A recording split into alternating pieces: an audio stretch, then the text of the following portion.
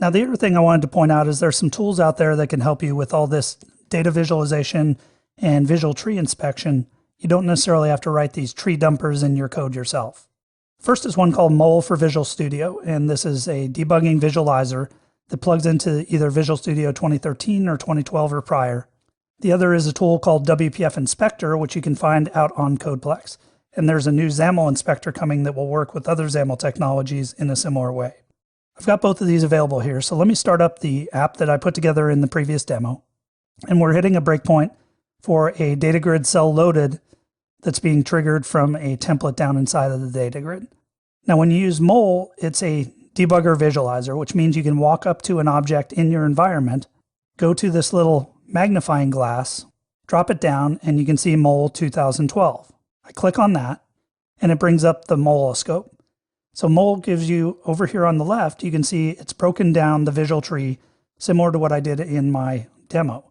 So you've got this visual tree view that you can drill through and see all the same kind of stuff rendered out a little nicer than what I was doing. Also, anything you select in here over on the right, you're able to see all of the properties of that object, inspect them, and even edit some of them.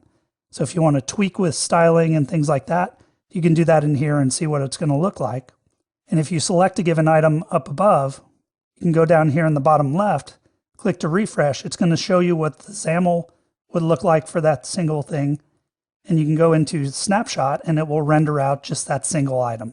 So here we can see we're seeing just a description cell that would be within the data grid. So in terms of being able to walk up to any element in a running application and start inspecting and tweaking it, Mole is very nice for that. The other tool that's very handy here is WPF Inspector. So if I go start up WPF Inspector, and you do have to run this as an administrator, that's an important trick because it has to have the process rights to be able to go and inspect another process. So notice it shows main window here. That's my running main window. I can attach to that, and it brings up this window that's kind of laid out similar to what Mole had. You can see we can start drilling down in the visual tree. Now in this case, I'm drilling down from the top down, and we can see I can drill into something like my list box, and this will let me drill down through that items presenter and virtualizing stack panel. And now I can see the list box items rendered out. So I don't have to hook those lower level events with WPF Inspector to drill all the way down the visual tree. This, you can see if you hover over an item, gives you a rendering of what that item looks like in the overall context. And the other thing that's going on here, it's hard to see with the small screen here, but notice as I make selections in WPF Inspector, it's actually putting a red box around them in the running UI with some measurements. Over on the right, similar to Mole, it has the property values, so you can inspect those for the currently selected item. And you can do other things with it, inspecting the data context that's there, even tweaking the values to see what it would look like in the UI. So we could go tweak the name of an item here and tab out of there, minimize this, and we can see it actually dynamically changed it in the running UI. So a very handy tool to be aware of for digging into your visual tree, seeing what's there, understanding what's there, and playing with values in it.